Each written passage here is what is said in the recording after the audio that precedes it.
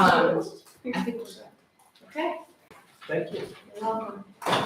Welcome to our Policy Personnel Committee of the Board of Education for September 14th, 2022. Why don't we go ahead and jump right in?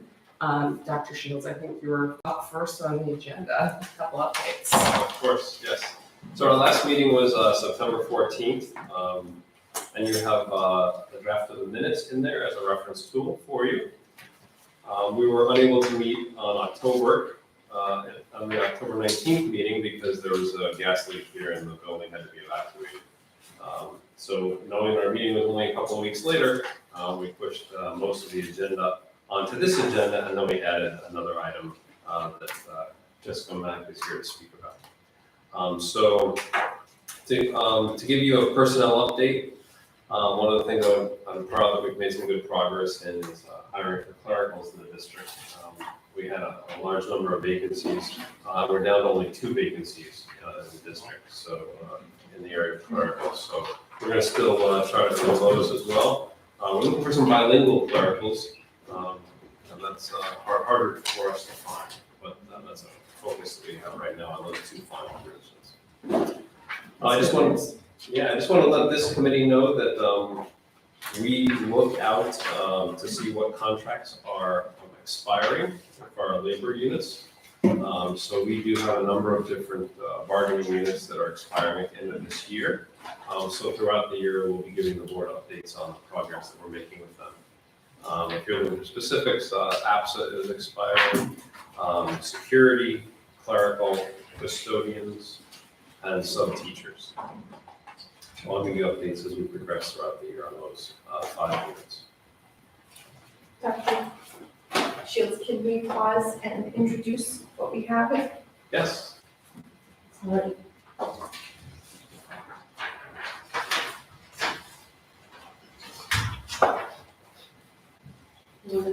So I was asked yesterday to make available for any community members who are looking for translation.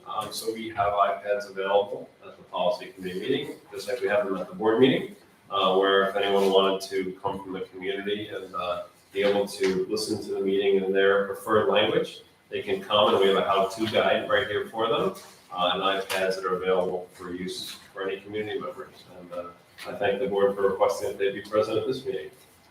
It's a wonderful development.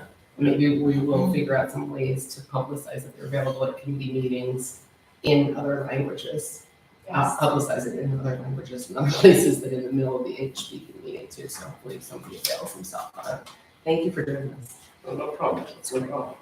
I think accessibility has been a goal for a long time. Yeah, and the how-to guide is very simple. You just open up an app and you select the language you want, and it then translates for you. In 50 languages. So it's great. Okay, sorry to interrupt you. No, that's okay. It's an important announcement, yeah. So the code of conduct, I sent the committee an update via memo on where we are with the code of conduct. We have a committee who's working on the code of conduct as part of the diversity, equity, and inclusion work that's happening this year. So Dr. Pernick is my go-to person in central office who gives me updates on behalf of the committee. So they have listed a number of meeting dates throughout this fall and winter. I will come back to you mid-year and give you another update on how their progress is moving along. We have a timeline here on this committee that we want to see a draft of the new code of conduct by May. So we're going to do everything we can to stick to that timeline because we'd like to have a revised code of conduct by the end of the school year is our goal. That's great. Can I ask for that when we get the next update, that it has some, some content, if it's in January, some content in it, because my expectation is that if there's monthly meetings, that they've made some accomplishments with that. So just some details as to like what some of the pain points are that they found and what some of the potential changes are. Very good. Yeah. Thank you.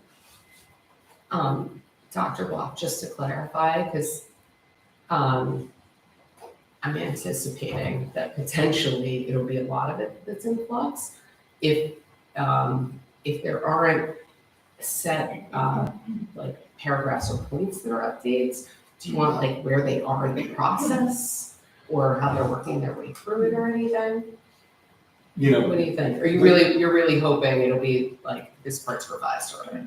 I don't need what the revision is, but my preference is to have, like, if there is a discussion about, right, if it's, I don't know, if there's 10 pain points, like, what are they discussing in particular? So just a summary of like what the discussion is. It can almost be a summary of what the minutes are, but I want it to be content-driven rather than process-driven. That makes sense. I mean, especially because we don't want a surprise. We don't want to surprise, Right. well, and January's not quite right, they got a decent amount of time to do this, and I think we're not asking for a report like this after a month, we're asking for it after like at least 50% of the time. Okay. And that committee is aware of our timeline as well, so. All right, to give you an update on the homework and grading policy, these are two policies that this committee worked on last year. Grading is completely new, homework was revised. These policies have been shared with the teaching staff and the administrative staff as well. And they are making sure that the language that we worked so hard to come up with this past year is being implemented among our staff and obviously impacting our students eventually. The first quarter ends at the end of next week. So we should get even some more feedback from them on how the first quarter under these policies went, how did it feel different, and how was the implementation of these two policies. So did we, in not taking into account the quarter deadlines, ask for this update at a time that doesn't make sense? Should we ask for a more substantive update for next meeting? Does that make sense? So you'd asked for an update a little bit into the year, and I think it was important for this committee to know that we distributed the policy to all staff members. There's conversations happening in departments, on different grade levels throughout the elementary level, to make sure that they understand it. Some people have been asking me clarifying questions. I've been giving them those answers. So I just wanted to assure this committee that this is in practice now, and now we'll see what it yields from a student outcome standpoint and a teacher practice standpoint. That's great. I mean, I think my recollection from conversations that the board overall had and that this committee had was, we were all concerned just as much that it was actually rolled out, and equally that there were not unintended consequences, and that it was rolled out in a way that had effects that we didn't want it to have. So we wanted to make sure that, we don't want like a strict adherence to a rule that creates an impact that's not what we wanted. So I appreciate the update. It sounds like for more detail on that, I mean, I'm hoping teachers are giving you feedback as well. And I mean, I'm sure teachers are giving you feedback. One of the things we can count on is that our teachers are not shy about feedback, which is good. So I guess, when do you next think we should have an update on this? Is spring the time that makes sense to talk about it again? Because I think the committee wanted a sort of an early update and then a later in the year update on how it's going and whether or not it's working the way we want it to. I'm fine with that. So I think spring is a good start. This is new and different for many of the administrators and teachers, right? So it's not like we're beta testing, but we do need that feedback from all groups, from students, from teachers, and from administrators. So I think that gives us enough time by the spring to have some decent feedback. That feedback will be a little bit stronger than it is right now. I mean, I think a policy like this is harder to craft. I mean, obviously it took a long time. It's harder to craft, and then it's harder to roll out because you're trying to create some guidelines that will create an ideal, right? It's not, this is a deadline for X, Do either of the committee members have anything else you want to add on this or anything you want to request? I do, but I'll defer to Nan first and then I'll. I'm If there's just anything- happy to hear that you've gotten some clarifying questions. I think that means that they're it's being applied in whatever version that the teachers, they're trying to be authentic in its use, so that's fantastic. And I am curious to see, just because something's on paper doesn't mean it looks great in the real world. So, I'm curious to see how that.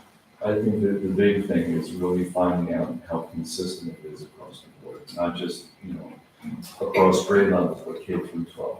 And so that's the feedback that we're looking for, because may be working, let's say, very well at the elementary level, but maybe there's some bumps in the road at the secondary level. So those are the things we need to tease out so we can bring that forward. Okay, yeah, so my feedback is that, so I agree, Dr. Hunt, with that. I'm looking to hear a little more detail about, probably at the building level, like what changes they think either were made or need to be made. And what that basically means is that, so my kids come home from school and they get their new teacher and they know which teacher gets a lot of homework, which teacher doesn't get a lot of homework. And so my expectation is that at the building level, instead of it being like this for some enormous variation, that it converts to being a little bit closer. And so I just want to hear about feedback about how that has happened, or how that intends to be happening, how the principals intend that to be happening. And, maybe an estimate of the number of buildings, of the number of classrooms. I'm thinking elementary, but I want to think about all the grade levels. Like how many we think need to go up, and how many we think, about how many are right, and how many we think need to go down a little bit. Which is in keeping with our overall board goal of having consistency Yeah, in yes. education. Yeah, so just a little bit more detail on like number of classrooms. And, from my own experience, I think, we had a little bit too little homework last year. And now we're experiencing, I was like, I'm not one to be shy, like, I think we're at the right amount. Like, my kids are actually getting consistent amount of homework basically every night, with the exception of Halloween, which I was a big fan of. Like, and so like that was a win. I think that was the goal of what what we're trying for. Very good. Thank So you. I'll bring that feedback to you in the spring with as much specificity as I can about changes. That's how they're going to impact. Dr. Shields, what we can do is for our, not this upcoming Alden meeting, but the next one next week, we can put that as an agenda item. So we can start that discussion a little more pointed with our administrators. I don't know what our plans are for upcoming surveys of parents and teachers and whatever, but if we do end up with something in spring that we want to do, it might be something worth adding to that too, to ask about it. I agree. I think that's a great survey. How much homework do you get at night? Do you get homework on weekends? Do you think it's the appropriate amount too? Yeah. Right. I mean, for me, I'm a quantitative person, so it's like, tell me the number of minutes. Like, just pick it. I know it's not gonna be perfect, but like, tell me the number of minutes so that we can like put that in and see what the variation is. We can figure it out. I think the hard part, especially, well, probably across all grade levels, but I was gonna say especially elementary school, is children differ as well, right? Sure. So one child's 10 minutes of homework Sure. is another child's hour and a half of agony, but obviously we have a lot of time. We don't even have this survey planned yet. And I'm sure that you'll have input and we can figure out the best way to get at it. That gets to part of the policy that mentions differentiating the homework so that it is still within a band, even if a child is only accomplishing 2 math problems and the other one is accomplishing 10, it should still be in the same time band that we can discuss. Yeah, the time is consistent. I think that's like next level. Right? Yeah. But it's a good policy. I agree with you. I agree with you. I'm just imagining that our teachers are already having to process this. Yeah. And you're right, and I agree with you, and I think that's what we were all thinking when we did it, but Especially if this is really about the students and what's appropriate at each student level. And if 2 problems is all a child can accomplish in 10 minutes, then that's what gets done, right? So. that's our, I think, next level discussion on consistency and what consistency means. But thank you for the update, and as we'll We'll discuss again in the spring. I think we put this on for May Sounds good. meeting. I think May is gonna be our big update meeting. All right.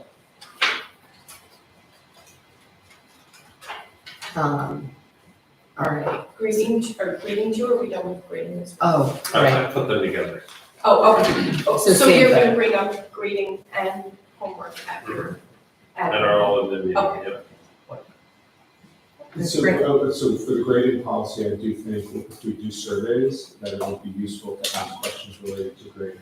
Are you happy with your access to grades? And that's, of course, more geared towards the upper level students. But like, are you happy with your access to grades? When do you check your grades, stuff like that, I think is perfect to ask, both students and parents. Very good. Should we move on to purchasing? Yes, so purchasing, very appreciative that Kathy's here again to bring back, or to continue the conversation we've been having over the last couple of meetings. So, I did speak with our attorney, Howard Miller. At first, we had the discussion about what would be now need to have the superintendent approve and then bring it to the board. At first, he thought it was okay, he did realize other schools did it. And he said, let me look a little further into it. And then after looking into it, he said his interpretation is that it should really be made with the board, that there shouldn't be a contract first approved by the superintendent. So the changes to this policy reflect that. So anything over $5,000 would have to have an actual contract, it wouldn't just have a purchase order. So, I think that addresses all the concerns we really had with the policy. So, just a clarifying question then. Is it any contract the board now still has to approve? So we're Yes. making no change to the way that was before because council believes we should not. Correct. Well, Okay. yes, and also, see anything under 5,000 can just have a purchase order. So it'll list on the purchase order what, and that's always how it's been done. So we're putting in there that there must be an actual contract for anything over 5,000, which just was it always done that way? No, didn't require contracts in the past.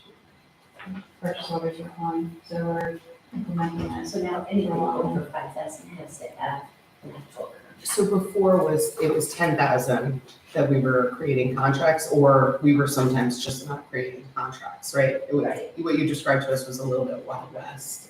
Well, not really Wild West, right, but just. I mean, to the This extent is Mary separate. Callahan would be in charge of the Wild West. But I So, think this gives us more control over what's happening and more consistency really, because in the past, people in different departments said, do we need a contract, why not? So it was kind of willy-nilly.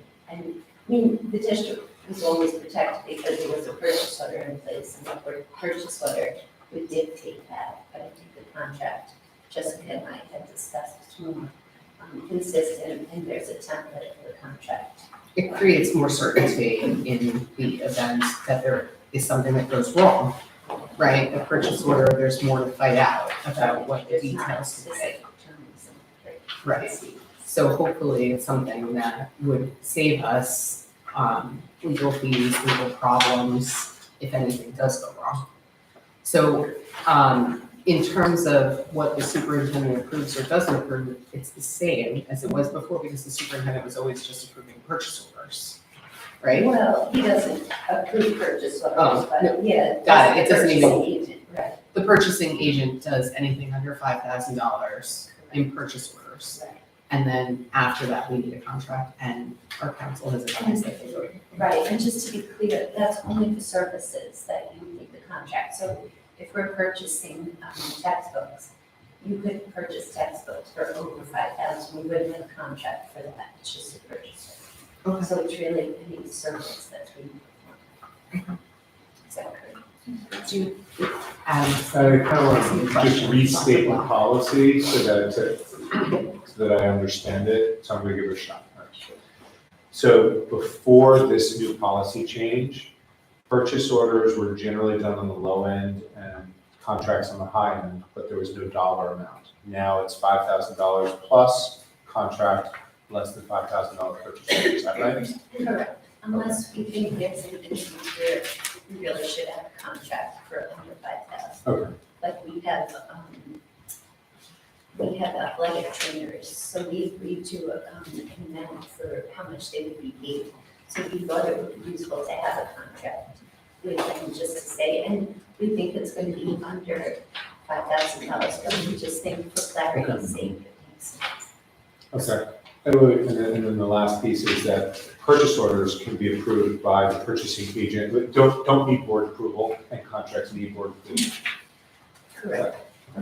All right, thank you. And that makes sense, of course, because we don't want the board to have to approve anytime anybody breathes in the school district. Well, actually, the board technically does approve every purchase. It's The just purchase afterwards. order gets approved by Jessica first. Then once we get payment, we issue a check. You have a claims auditor, Maura Anderson. She actually reviews every check that goes out, and that report goes to the board. So you still do have oversight over that as well. But it's just not the approval to do the purchase. So Thank you. ultimately, it's. It's a good clarification, especially for the public to understand that we're not giving up any oversight. So but the contracts we vote on during the school board meetings, and then this auditing meeting we receive, and how do we don't really. We're seeing it. We We have technically, oversight. yeah. You could question any purchase. Sure, but we don't have to, we just don't have to vote in favor of it. Exactly. Thank you. I just want to note, since we're discussing it publicly, this other change that is in paragraph 3, or I guess clause 3 of the purchasing policy 2, which I think is also your addition, where we actually now have a written policy on goods and services and the amount of goods and services and whether it requires a quote or a bid or how we handle it by the amount. I don't think this is controversial. I just wanted to note that we changed it. It sounded to me from the last meeting that this makes complete sense that we would do this. And I think all of your endeavors here are to create more certainty and consistency in the way we handle purchases. Yes, and also to help Jessica and the other administrators and budget builders, so that there's clarity, that they realize, okay, here it is in black and white, let me get 3 quotes, let me get written quotes.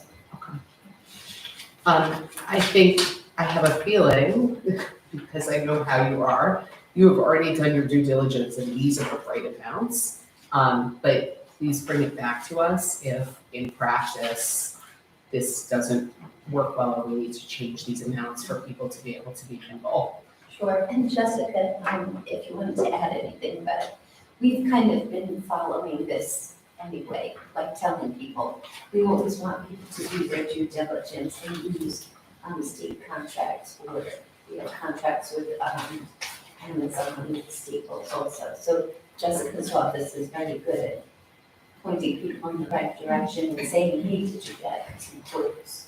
So that people aren't just. That's great. Anything else? I just want to point out, for the purchases or services over 5,000, we still require a purchase order, but we just don't approve it until we have the contract signed by the board. I just want to make that clarification. There's still a purchase order. Okay.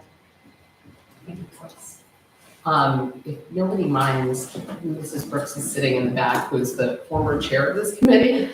I know you were deep in the weeds on this. Do you have anything that you would want to add to this conversation? Only to say thank you for this process of going back and forth and going to ask council what council thought about the board relinquishing control over approving contracts. So thank you. And just to be brief, to clarify, the only changes that were made from the previous iteration of the document that you provided to us to this one was changing 10,000 to 5,000 in 2 places. But other than that, it's exactly the same, nothing else changed. And taking out that the superintendent could approve contracts. Thank you very much for that. No, thank you. Unless the committee members have any other comments, which it looks to me like you don't, I think we're good on this. Shall we put this on for first read at the next board meeting? So from a process standpoint, we certainly can. From a process standpoint, these are exhibits and regulations. They're not technically policies, so they don't need to go through that process. But if you feel from the board's Oh. perspective, it would be helpful to do that, Oh, we certainly can. Sorry, I wasn't focusing on the R. No, if we don't need to go through it, You're all right with that, Kathy? I think that we probably need to, so maybe we don't need to officially have it at first read, but perhaps we can put it on board meeting so that the rest of the board can have an opportunity to comment or object if they have it. I think that's probably the I right agree thing with to that. do. I agree with that approach. So I don't know. We can put it through the first reading and the acceptance if you'd like to, if you So- feel that that's more comforting to the whole board. So the only reason, I guess, is there another method of doing it that makes more sense? Because I don't think we need to have a first read, second read, vote, right? We don't need to drag it out that long if we don't have to, but we do want an opportunity for the other 4 board members who are on the committee to say whether or not they have any issue or reason issue. So we could put it in the board packet, for example, and then during the committee report, at the next public meeting, you can bring it up. That's right. Say, hey, just want you to know everyone got these documents, was there any questions or feedback for us? I think that's perfect. That's actually what I was about to say. So maybe I'll make sure to give a robust as necessary update on what the changes are and specifically ask the rest of the board if anybody has any objections, or feels the need to discuss it further. We can do it then if we need to. Very good. Thank you. Okay. Thank you, Kathy, I know you've done a lot of work on this. Yeah. All right, so we're gonna move on to the next topic, which is a policy that has spent some time here in this committee already, 12:30, on public comments at board meetings. We've renamed it to be public attendance / comment at board meetings. I want to thank Ms. Brooks for all the editing she's done on this. It is back at the committee for your consideration. You have 2 versions, one which has some purple edits on it, and another one which just shows it in italics and versus bold, because sometimes the committee asks to know where were the changes made. So you can see that easily putting the 2 documents side by side. This is a policy that came about from combining NYSBA sample policy along with our policy. At the last meeting, I was asked to bring the policy to Howard Miller, our attorney, to see if there was any issues with this policy. He has read it through and said he believes it's fine as is. He would not make any edits to it. So it's back here to the committee for your consideration. So if I remember correctly, the edits that we have here were edits that we discussed last spring, in fact, right? And this is now just synthesizing it into what we see here. Correct. And in addition to norming to the NYSBA policy somewhat, we're also changing the policy number to align with the NYSBA policy too. Yes. I believe that is correct. Yes, because we had 2370 and it's now 1230 to align with the chronology of the events. So that was one of my Oh, that's questions. awesome. So this will be gone, the public participation in board meetings will be defunct, or? if that's Yes, we'll right? remove this 2370 Okay. and we'll create a new policy in 1230. Can I ask a question? Yes. So a clarifying question for this policy is that now, in this sort of pseudo post-COVID world, we now are live streaming all of our meetings, which is great. Creates greater access to them, but we also are required by law to meet in person. So obviously, anybody that has a comment in person, takes the microphone and is able to comment in person. However, we've had people, and there is no way for people to be able to comment verbally over live streaming. However, we've had situations where people will type in a comment in some way and want it to be read, and I am not sure whether this dictates anything about whether, it feels like we should have a policy on that, which is, yes, we take them, or no, we don't, and that we're consistent on them, and I'm not sure if we have anything in here on it. It feels like it shouldn't be a case-by-case basis. I'm watching Brooks's body language, she has some input on And that. the bottom paragraph on the first page, it says, members of the public who are unwilling or unable to speak during public comments may submit comments to the board in writing to the following address. Does that answer your concern? Not really, because what that says is that, to me, the comment will be, considered by the board, as all emails are, but it's not, doesn't mean that it'll be read out in the meeting and then potentially answered at a future meeting. It's sort of silent on that. Well, the last sentence says, emails to the board do not become part of the record and may not necessarily be answered in a public board meeting. That's on the next page, it continues, right? Okay, so then maybe it's a process, maybe this is very clear. And so if this is very clear on it, then what we're saying is that emails are essentially emails, whether they happen during the meeting or not, and that they will not be read at the meeting on a consistent basis. And if that is our policy, that is fine, but I just want to be clear that that is the policy. We shouldn't be reading emails. We certainly should be reading emails, some and not others. I think, my understanding of the way we have been proceeding pre-COVID and post-COVID, because I think we changed things in the middle, was that we don't read those emails. But I think out loud, right? But I think it's certainly a valid question whether or not that is the policy we want to have, or whether we want to read emails with some guidelines if they're submitted as a public comment.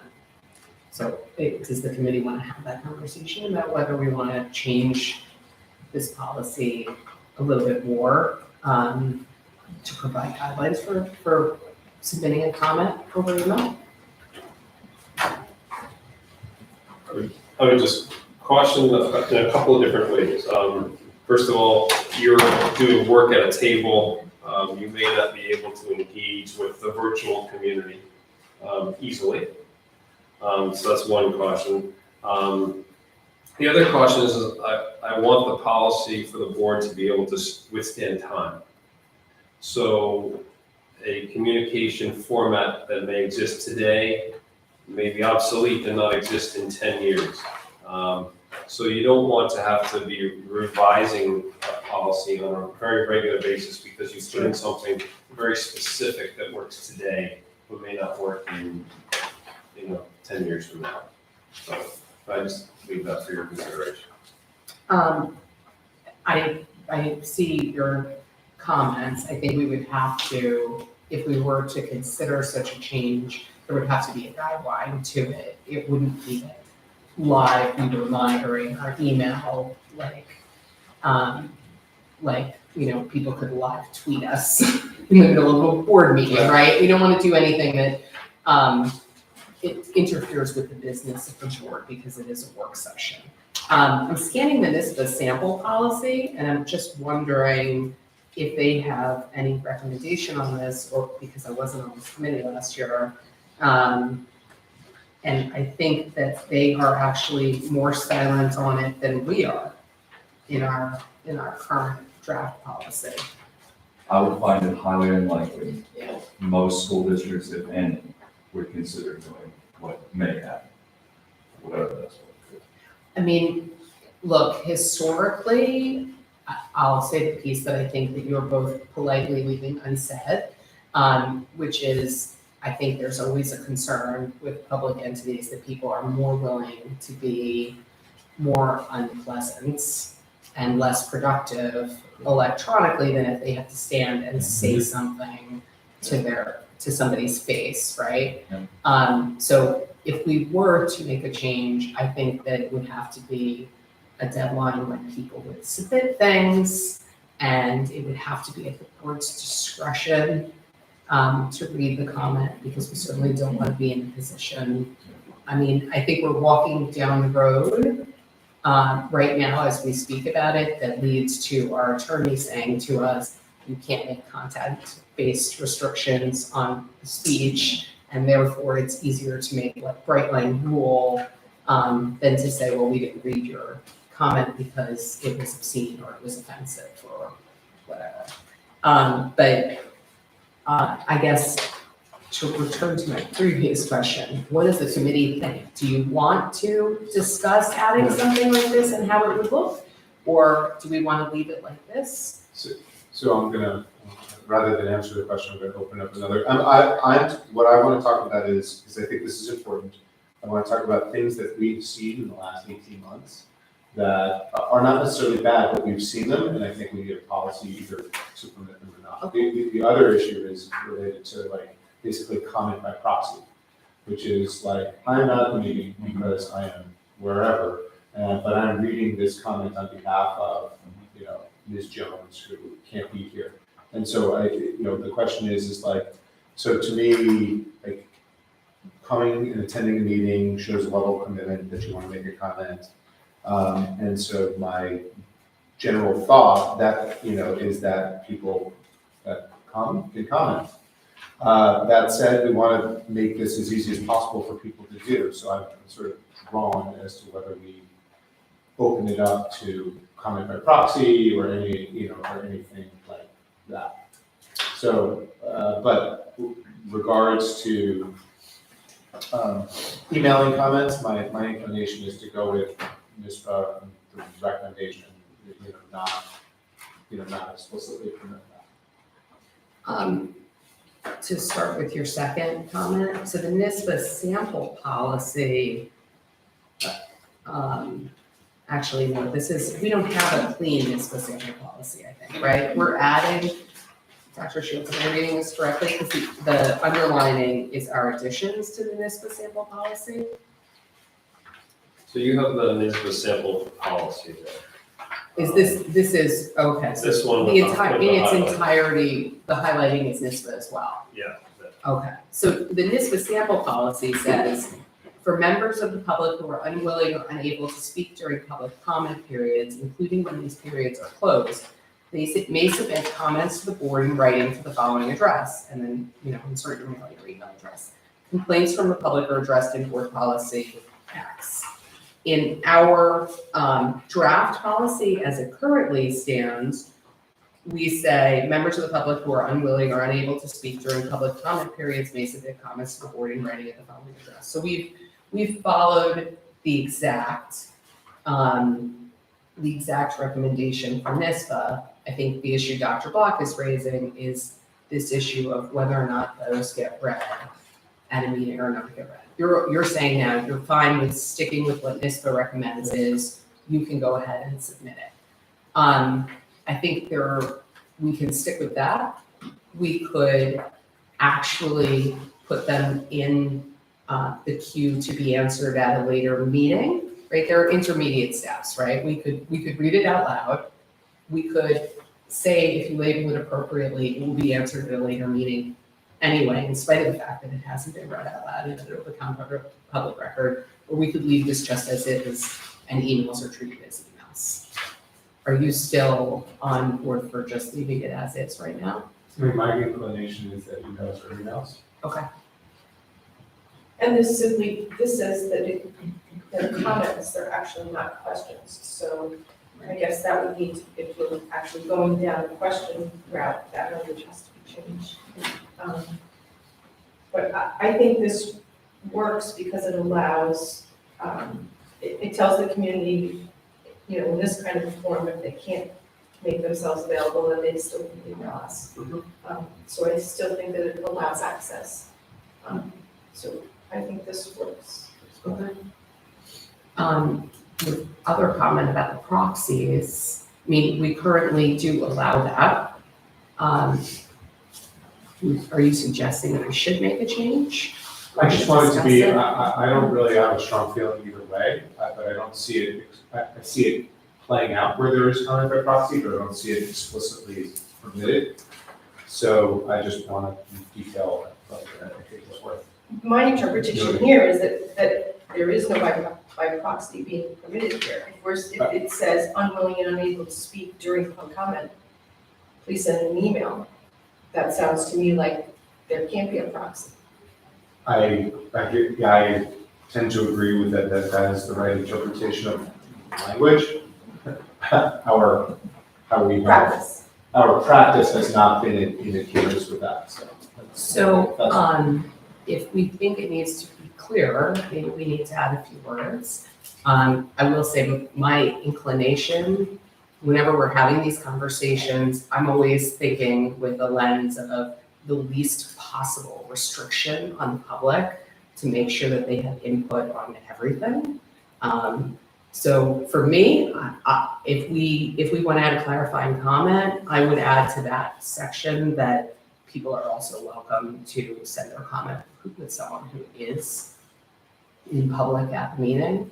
How does the community feel about this? Can I just, Yeah. the last sentence does give you flexibility. It says may not necessarily be answered in the public board meeting. So I think if the board receives something via email in the previous paragraph, and you see that it's important to have it in the public forum, you have the ability That's to. That's a very good point. You're right. But it also allows you to keep it in the domain of email as well. Dr. Shields, do you have any thought on this proxy issue and whether or not we should be more explicit about whether or not somebody can speak by proxy? I mean, this also, we should note, is not an overwhelming issue. And some of the by proxy speaking is an HSA president sending somebody else to thank a retiring teacher, right? This isn't stuff we want to crack down on. I mean, I don't really want to crack down on any speech at all, but I'm not sure there's a problem here. Yeah, I don't think you're trying to address an issue that is a problem for us. I think you're wonderfully accessible. I think the communication flows very smoothly back and forth between the public and the board. And if you felt that there was something that needed to come to a public meeting, I think you would bring it up if you saw that it was important to have in that forum. So my other question though is that now that Dr. Block has raised that this is unclear, because we are making policies for future boards as well, do we want to make it clear in this policy that you can have somebody else read your comment aloud at the board meeting? I'm fine with that. I ask, is that important to explicitly state? I do see that you allow it now. Right. My big concern is over inconsistency, which is, for example, with email, and Dr. Shields, you pointed to the flexibility of the board. I don't really want the board to have flexibility here, because to me, then it feels like my friends get to email me if they're in that team, they can be me, but if I'm not but if I'm not friends with anyone that's a board member, then I'm not gonna get my comment, right? And that's the inequity that I'm looking to eliminate by just having it being like you either get everybody or nobody. Well, I think though, remember, the email that we have here is not our individual board emails, it's the board in total. And so I think it would put the onus on us to be thinking, if we get an email before a board meeting on an issue that's on that board agenda that night, or the email afterwards that's on the board agenda that is the kind of thing that would have been answered in the next meeting if it was said at the microphone, that we put those kind of comments in. I mean, I agree with you, it shouldn't be a personal access issue. It has to be a public access, right? And you do have that. Right. So I wouldn't want to make it tighter, but I think that we need to make sure that it's definitely, it is a public access for the board, not a friends and family thing. And I do think for the most part, that's what happens now. So are we headed towards, we're okay with this language as is, and we're okay with leaving it, that it is our practice that we allow these proxies? Just a quick question. So I just want to play this out for a second. If, let's say, at Tuesday's board meeting, say seven community members who are unable to attend, but they're watching via live stream, and they have comments, let's say, about the state of the district. and they email this email address. It says here, emails or mail to the board do not become part of the record.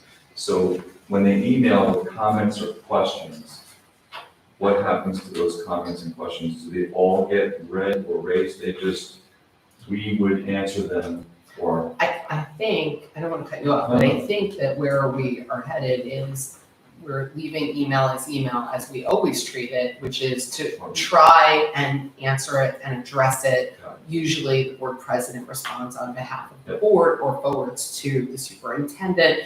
Like have that be a separate process that is as it has always been, but that Dr. Shields was pointing out because of the language of this policy, if we were to get something that we think it's important to raise at a board meeting at a future date, we always can decide to do that. I think it's probably also worth noting that kind of happens already, right? I mean, you're reading your emails to the public, often in your superintendent's report or in the board president's comments at the beginning of the meeting. You'll raise something that is something that we know about because it's been raised by the public, and we know it needs to be addressed, or there's some confusion that needs to be cleared up. no, that makes total sense. So then there really doesn't need to be clarifying language after emails mailed to the board do not become part of the record. That is very clear to someone who's reading that policy. No other expectations. I think we're all okay here, right? So, it's a lot of conversation to leave the draft exactly the way it is, but I think that we're all fine with it at this point. Do we want to put this on for a first reading at the board meeting? Are we ready? Yeah? Mrs. Brooks, do you have anything to add? No. All right. All right, so we will put 12:30 on for first reading. Super, thank you. All right. The next part of the agenda, 1.8, is a new policy. Mac brought to our attention that the state ed department is requiring that all districts have a policy of this nature. So Mr. Mac did some great homework and is recommending the policy that you have before you today. I'll turn it over to you, Jessica. Yeah, so on October 3rd, we got, I received a memo from the Child Nutrition Program Administration. They're the department that oversees the National School Lunch Program in New York. And they basically said that anyone participating in the program needs to have a free and reduced meal policy on file with the State Education Department in New York. So that's why, and it's due by, I think, January 13th or January 11th. I think January 13th, yeah. Yeah, so I asked my food service consultant to help me find policies that other districts have, because a lot of other districts already have this policy. When I went to look on our board policy, I saw we didn't have it. So she gave me a couple, and I took one that I thought would work well for us, and I basically just changed the wording so that it goes with our procedures, like the flow of, you know, the free and reduced application process. So I've made it mimic what is actually happening in the district. So- Great. So I have to, by January 13th, I need to go onto the business portal and submit a few documents plus the free and reduced policy.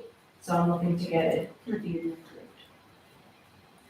Which is why, from a timing standpoint, we thought it was important that Jessica be here at the November meeting, so we have 2 board meetings between now and the deadline that we have from state ed departments to make sure we meet that timeline. Okay, thank you for doing this. I mean, obviously, we should have this policy. That seems uncontroversial to me. It's already in practice, to assure you. Right, But we Right, need it's all to, practice, but- we need to memorialize it through a policy and then show it to state ed as proof.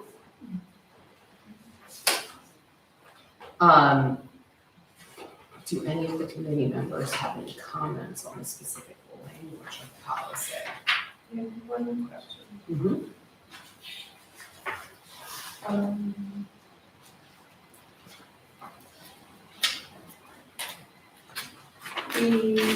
The last line of the first page, if the service is declined, the student will be removed from the eligibility list. Do we want to remove them from the eligibility list or just not provide the service? I'm sorry, the first page? The first page, last sentence.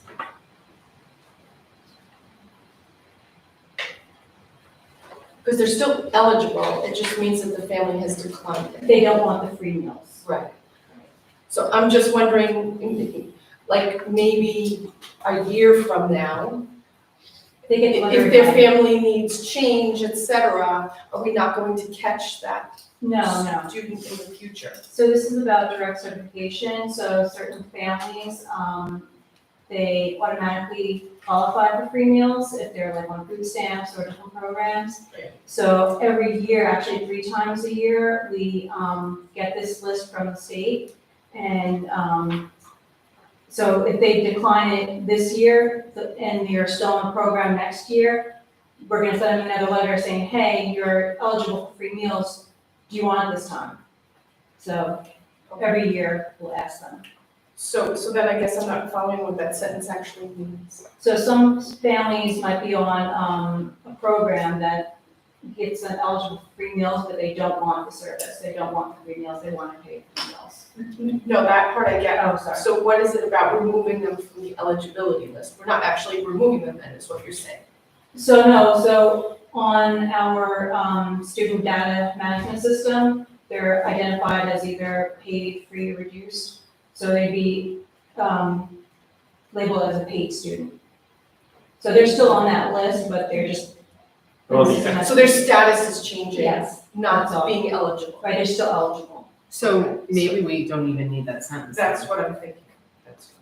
If it creates confusion. Because I think what Ms. McConey is saying, it implies that somehow they're no longer eligible. But you're saying they still would be, right? They could change their mind Change on their it mind, and you approach them again to ask about it. So what if we just remove that sentence and end it with parents may decline participation by forming the district in writing? Is that okay? Yeah, I think that's okay. Because then what it triggers is an internal removal from our list. It's not the eligibility No, list of no, the external. they're still It's on just- that It's list. just on our eligibility list. Right. And we don't really need Just that procedure in policy. Does that impact, I'm Yeah, go sorry, the free and reduced, like Title I funding? I believe it does, because when they're gonna be labeled as paid, but they have the right to decline. Right, so how would we report them? We would If you report as paid, as paid, so Because they decline. they decline. How many students decline? Not many, but there is a handful. So in an instance where someone would decline, I had a friend who, their son received Medicare, they had like a disability. So a member in their household received it, so their whole house was direct certified, even though we felt we can afford this or whatever. So I don't know why someone would want to decline, but So this is a person who is like declining on principle because I can afford this, it doesn't need to come to me. and then someone else should receive it. Is that, in your experience, the reason people decline here? Definitely. Okay, so the declinations are really people who are gonna continue to decline probably, and so the, They don't understand why they're getting it, because they think it's economic, but sometimes it has to do with the disability, somebody in your house. So okay.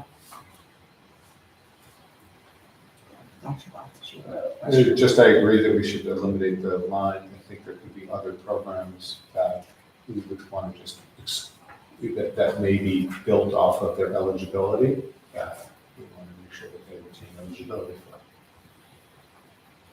I think it's also, it's just confusing. It is very Because we don't know what the eligibility list is, and it sounds like on the back end, you're all handling it in the appropriate way, and tracking the students in the appropriate way, and getting the title funding in the appropriate way, but we don't need that in the policy. Like the only thing is like if they do decline, they won't be eligible for, let's say, the reduced driver's ed fees or reduced AP fees. So that does affect those programs. Yeah, that's essentially what I'm saying, that I want It's them bad. eligible. Do they Right, I want them understand that eligible. when they decline? I'm not sure if they do. So, That's really bad. except that if there are people who are declining because they feel they can afford it, they probably are fine with it. So do we need a different sentence here that makes clear that it removes them from the eligibility list for other programs such as XYZ? Well, I think that Maybe goes that's with the free and reduced. You know, because this is about food. And Right. it says meal services, it doesn't say, Father's Day. Right. So it says they're declining participation in the free food. It doesn't say they're declining it. to other. I agree with that, but I think, They don't know the implications. right, I'm always worried about whether or not the policy gives somebody the information they need if they're doing something. So maybe we need a sentence that is more vague about, they should discuss the implications of declining or what the impact, the other impacts are, or something like that. So you have a line in there that says the district will send a notice to those families apprising them of their eligibility. Does that notice explain the detail of declining? It's a standard letter, so it doesn't get into all, it's a standard like meal letter, so it doesn't go into all of the benefits that we as a district provide. But, I mean, you could add something at the end, if it's declined, the student will be removed from the eligibility list and anything that, and any benefits that go along with it or something like that, so they get a clearer understanding what they're declining, but not saying what those things are. Right, This is about meals, it's not about the prom or AP tests. right. Or you could just take out the last two sentences about them declining. They could just decline on their own. You don't have to tell them. Does the letter tell them that they have to, that they can decline if they so choose? I would probably be inclined to leave in that they may decline, just because, again, if somebody's bothering to look for this policy, they may be trying to figure out, do I have to take this? Like you can't decline your tax refund. There are things you can't decline, even if you think that you don't need something. You can't decline your social security benefits. So I would be inclined to leave that line. I think we could deal with this 2 ways, right? I think we could make sure that in the letter, there's something, I don't know where the form letter comes from, but there's something that says this impacts other benefits that go hand in hand, and make sure you research this or something like that. Dr. Black. Yeah, I mean, if my inclination is just to leave them on the eligibility list, and then, as each, if there are other benefits like the driver's ed and AP stuff, then they I can. think we probably can't. I think, my guess, yeah, it's actually, right. There's probably legal rules governing. Oh, the eligibility. Yeah, So we have this exactly. policy because it's the law? Yeah. Oh, well, then it's as easy. So, well, yes, but I think we need to be very careful of what we're potentially setting up our families with if they're not fully informed. So I'm very concerned about that piece of it and remedying how we handle them. I'll take a closer look at the letter that goes out and see if there's any room for clarity. Yeah, if there's a way you can add something to that particular form letter. Yeah, it comes out of our system by ASI. Yeah. So what about if we were to change the sentence to say, parents may decline participation by informing the district in writing, but should make sure they are fully informed about the other programs they will also no longer be eligible for, or something like that. Or should make sure they are informed because removal from the eligibility list also impacts their eligibility for other programs, right? Something that gives somebody the information that they need to realize that there is an impact here. I think we're keeping it to meals then, right, Jessica? I think we can Yeah, I mean, this is really just about meals and Right. showing the state that we have a policy that Mhm. is about the meals. Yeah, and then we can develop something internally. to Yeah, show that's- those parents. So, Make What do you that, think? you're just recommending, yeah, parents may decline participation by informally disagree in writing, but they should be made aware. that's great.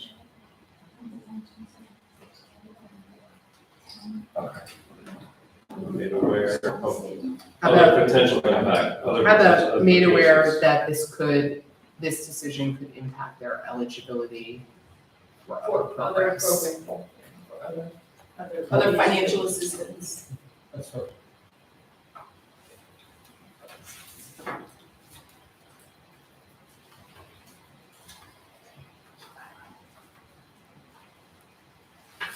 I'm always fascinated where these conversations take us. Mrs. Mack, tell me again what you said the deadline is on this? January 13th of 2023. So we could bring this, it's no rush to bring this back to the committee at the next meeting, just make sure we're okay with the sentence, and then put it on for first read, or do we want to just put it on for first read? But put it on for first read, just so we don't get, it's a very tight I mean, timeline. Because we I have to do think- first read and then we have to do an adoption. Oh, right, we still have to It's a have first read, second read, adoption, right? I also think like even if we tweak this language, we're all on the same page for the, alright, And if we need to, we can make an adjustment after the first read. right, That's always our option too. okay, great. Thank you very much, Jessica, for bringing that to us. Thanks. So is it okay if we excuse Of us? course, yeah. No, we're gonna make you talk about diversity, equity, and inclusion too. Diversity and We want your input on everything. Thank you both very much.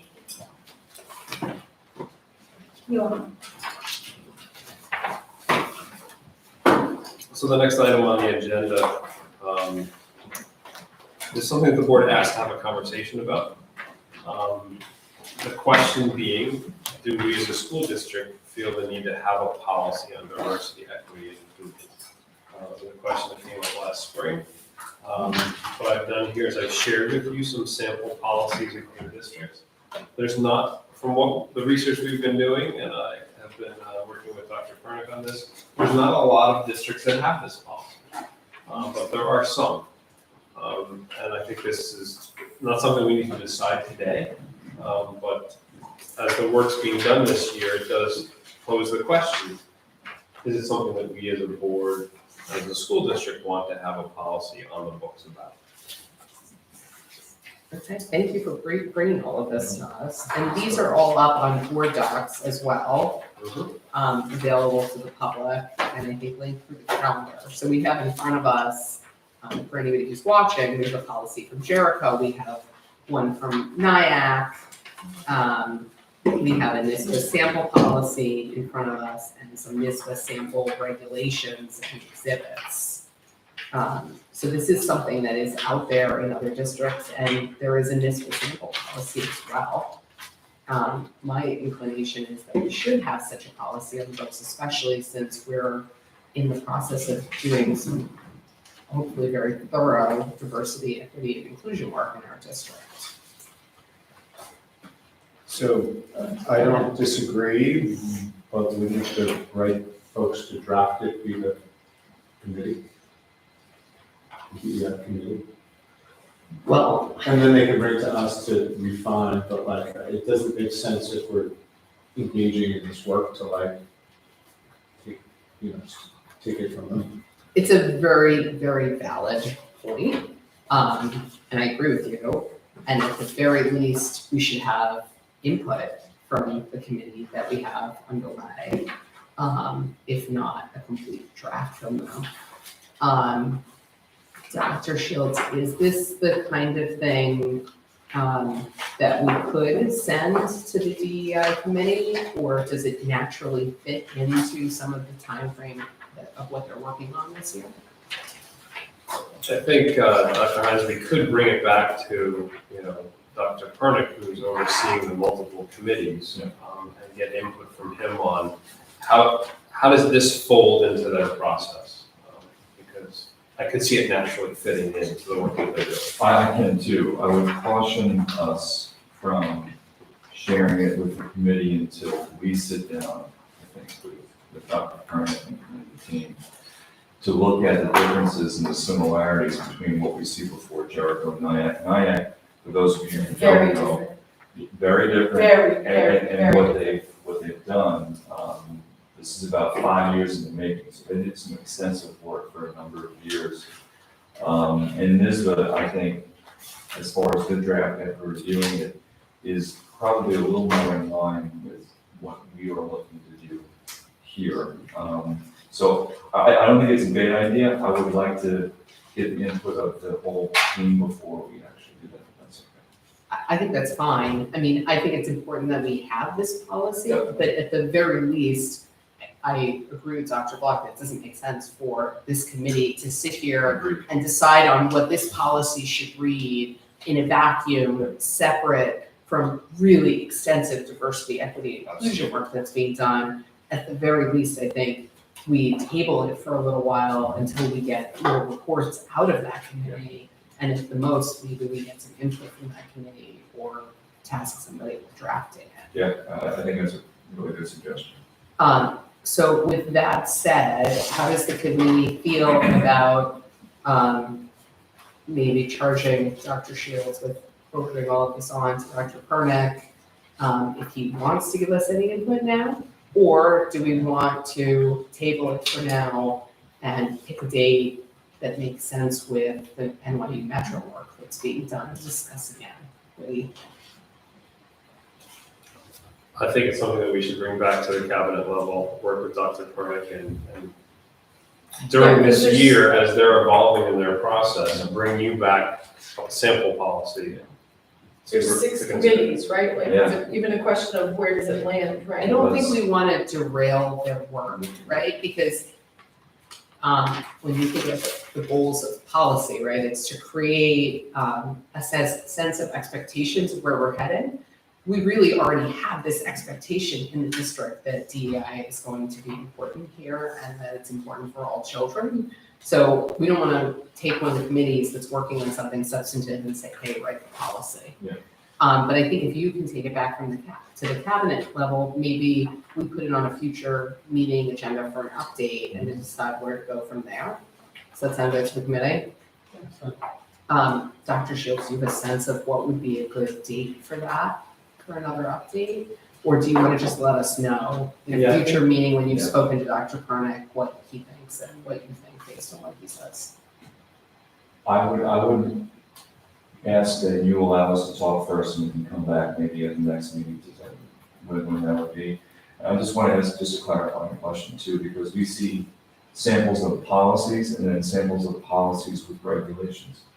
So what are you looking to do as far as us going back? Would you prefer that we look at the policies and the regulations? Or I just think we should start the policy. whole policy I first? think policy, because then that's an outgrowth out of your office, right? After Yeah. we Yeah. develop the policy, no? Yes. So- And I also, I wasn't on this committee when this conversation started, so the other committee members or Ms. Brooks to jump in. But I don't think the goal in raising these specific ones was to say, this is exactly what we want to do here. It was to throw out examples that are out there in the world. Yeah. But we do have this contract with NYU Metro. This is something we're very deep into. I think that we want something that's homegrown here that makes sense for Port Washington. This isn't a mandate to follow these. But I think NISBA seems like a good place to start. Definitely, I would agree with that. So, wait. We're gonna wait, and I guess at the next meeting or the one after that, depending on what your timing is, you'll just let us know what role you think the committee should play and what the timeline would be like, because I don't think we want to be detailed on this. You know, All right. That's a good analogy. Really good analogy. And good news too, whether it's Jericho, Nyack, or this, they're all relatively up to date, so it's not like there won't be policies for us to review and look at. Because in the 1980s, I was if you gonna said say. diversity, people would say, huh? I think we're done, right? I believe so, and our next meeting is December 7th, huh? That's great. Thank you all, and to the public. Oh, sorry. I just said I value public comment so much and I forgot about you. Go ahead. I just had two comments.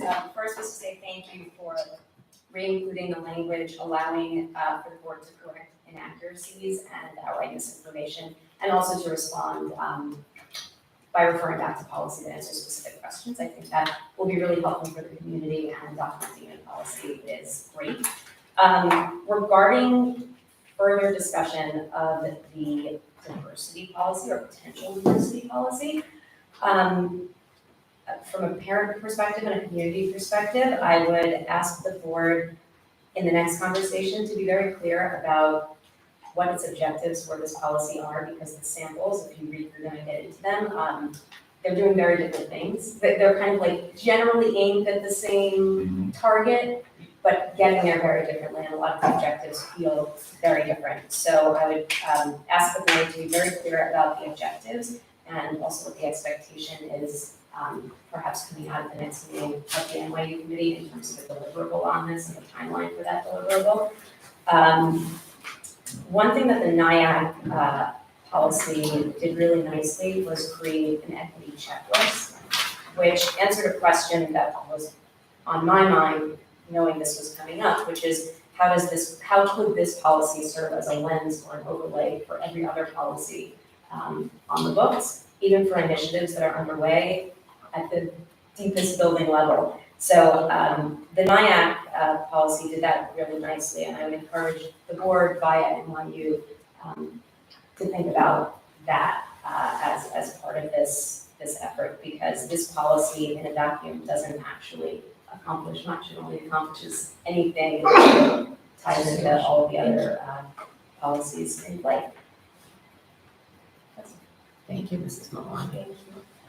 Mrs. Brooks and Mrs. Bates, do you have any comments? No, thank you. With that, I think. With that, I think you're happy because we're in your I'm super impressed. I think that we are ready to adjourn. Thank you. We'll see everybody at the December meeting. Don't forget to vote on November 8th. Today. Or today, and early voting at our public library. Yes, because if we don't use it, we'll lose it. Thank you, everyone. Thank you. Hi, everybody. These translators, how the way they work. I did it in Greek, and they were. Really? Oh, that's Yeah, cool. I called, Yeah, the other day, I was like, I actually translated.